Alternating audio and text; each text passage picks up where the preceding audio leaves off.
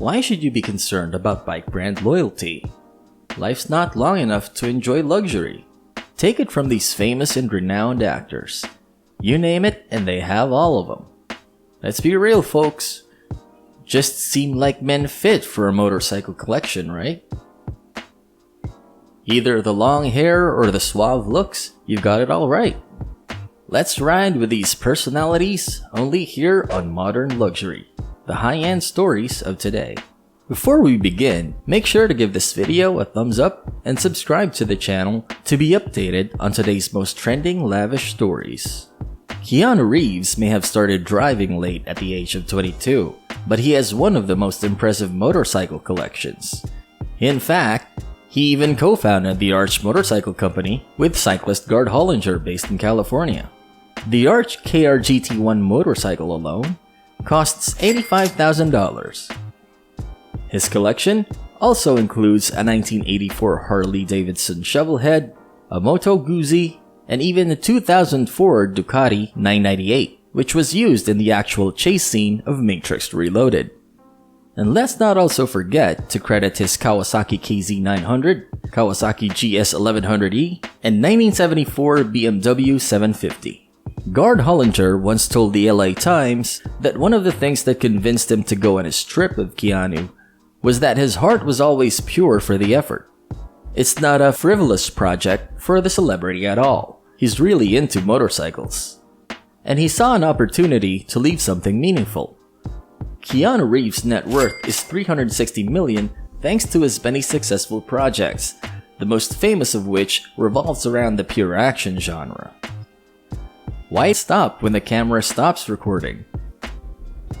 When you're a famous actor with a net worth of over $600 million, it really doesn't matter if you're splurging on your favorite hobbies. We are referring to Tom Cruise, the man who owns the most powerful bike on the planet for his 51st birthday. The Virus 987 C34V, which retails for around $103,769, is nothing short of reprehensible and is certainly one of the standout motorcycles in a celebrity's collection. The Italian speed machine, which we marveled at when he left the Chateau Marmont Hotel, can reach a top speed of about 209 miles per hour. Tom Cruise owns a lot of motorcycles, like the Confederate Hellcat, which is about $65,000, the BMW R90 Scrambler for about $12,000, the Ducati Desmosedici RR for about $72,500, the Triumph Bonneville Scrambler for about $10,700, and so much more that it might require a completely separate video about that.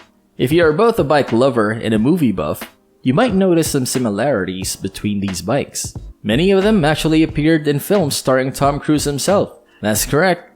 There seems to be a tendency for the actor to love the bikes he rides in his feature films like Mission Impossible and many others. Troy, World War Z, Once Upon a Time in Hollywood. What do these movies have in common? You guessed it, Brad Pitt. What's common in Brad Pitt? Money. What does he like to spend that money on? Well, of course, motorcycles. Somewhere at the start of the $70,000 field, we'll give him this Ducati Desmosedici RR, a good $220,000 for an Indian Larry, and the E-Cost Titanium Series 20, which is $300,000. That last one is the monster on the road and is not a joke about speed. The Titanium Series 20, worth nearly $500,000, develops over 210 horsepower and is loaded with race-grade features. I have no doubt that he didn't get what he paid for, as this particular model is considered one of the most expensive bikes in the world. It's a bunch of racers and cruisers in the A-list actors collection. There are about 20 that we know of, and each is unique in its own way. However, it's no secret that Brad Pitt likes speed. I mean, the guy who happened to be cycling around Vietnam with his wife on a Yamaha Type R, Brad Pitt is known for spinning his bike around the world.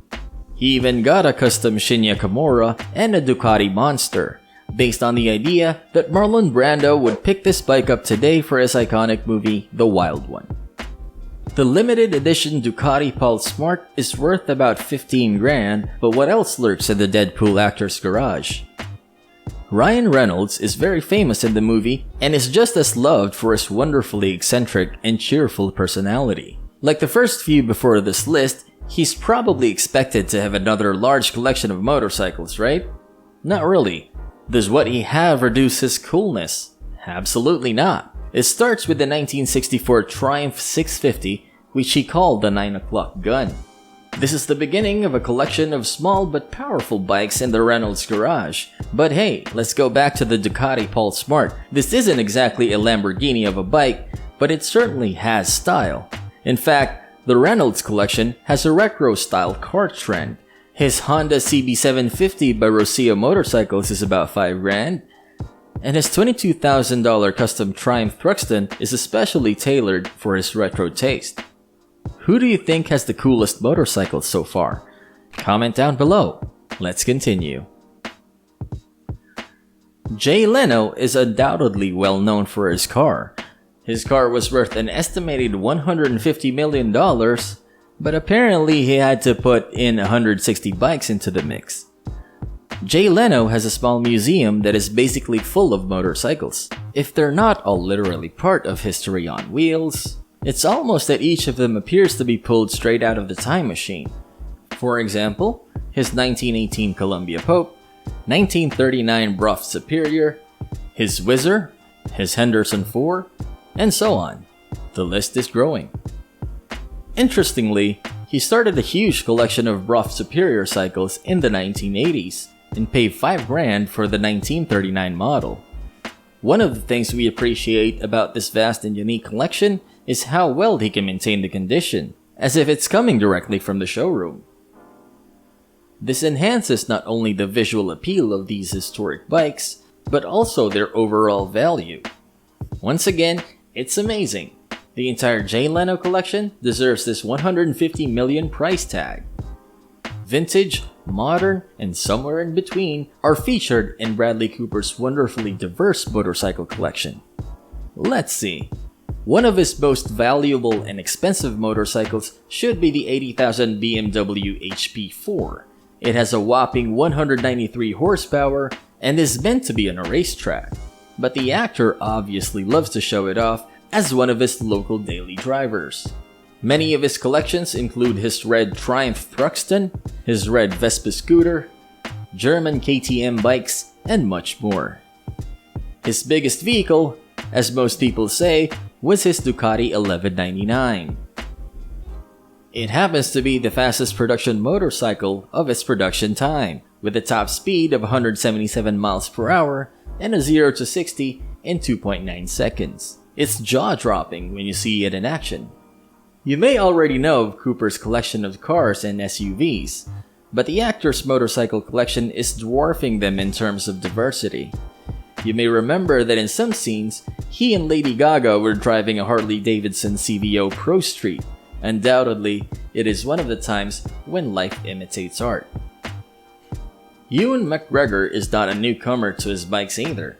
His famous bikes include the 1972 Moto Guzzi V7 Sport, the 2000 Moto Guzzi V2 Sport, and the 1974 Moto Guzzi Eldorado police bike, as well as the 1952 BSA Bantam D1. There is a clear trend here. That's what Mr. McGregor likes about almost everything. Some of these bikes range in price from $30,000 to $65,000. Ewan's passion for cycling continued to grow his collection and encouraged him to shoot a series known as The Long Way Round, which recorded his journey on some of these bikes. Ewan and Charlie Boorman travel over 19,000 miles between Europe and Asia. Don't confuse the age of bicycles with the cheapness. The same 1972 Moto Guzzi V7 Sport, which Ewan loves, can be purchased for up to $15,000. And it's a custom model, so imagine a price increase. The 2 cylinders and 62 horsepower may sound small in the car, but it's definitely worth it when fitting it to such a sporty classic. To this day, the former Top Gear star Richard Hammond, despite a scary dragster accident, is a proven aficionado of biking, especially with classics. He's owned everything from a Brough Superior SS100, which comes out between $350 to $400 grand, to a 1927 Sunbeam Model 2, The 6,000 euro 1977 Honda GL1000 Goldwing he got at an auction topped the odometer with 80 horsepower at 7,500 RPM. This Honda SNR 125R that travels at 11,000 RPM, and the 1999 Bimota SB8R runs at 138 miles per hour when redlined. In short, Richard has a need for speed. He didn't keep that 1970 Triton 500cc Cafe Racer for very long though. This is a very unique bike with a neat combination of different parts, sold for £10,925. His 2010 Norton Commando 961SC was probably the most notable purchase in Richard Hammond's history. Nothing beats carbon fiber wheels, looks, and twin shocks. This bike was so coveted that only a few lucky people in the world got it. The Norton Commando supply at the time was bought up quickly, and none other than Richard got his hands on one of those beauties. How much did he pay for it? A solid £16,000. Not too long ago, however, Hammond finally let some lucky buyer enjoy it, as he got rid of it for £18,500 in return. There was nothing that would last forever. Hammond reluctantly auctioned some of his classic bikes to fund the smallest cog, a 2021 vehicle repair series. He sold the 1927 Sunbeam Model 2, 1976 Kawasaki Z900, 2019 limited edition Norton Dominator 961 Street, 1932 Velocette KSS MK1, and the 1977 Moto Guzzi Le Mans MK1. He also sold a few cars and hopes that this venture at the new show will introduce Richard to a bigger and better collection in the future. So, one last thing. If the Neiman Marcus limited edition bike was to be sold at auction for roughly $11 million, who do you think will be interested to buy it first? Please tell us in the comments section below. If you liked and enjoyed this video, don't forget to hit the like button and subscribe to the channel. For more insightful videos, click on that bell to get notified. Once again, from the high-end stories of today, this is Modern Luxury. Thanks for watching. We look forward to seeing you again in one of our videos.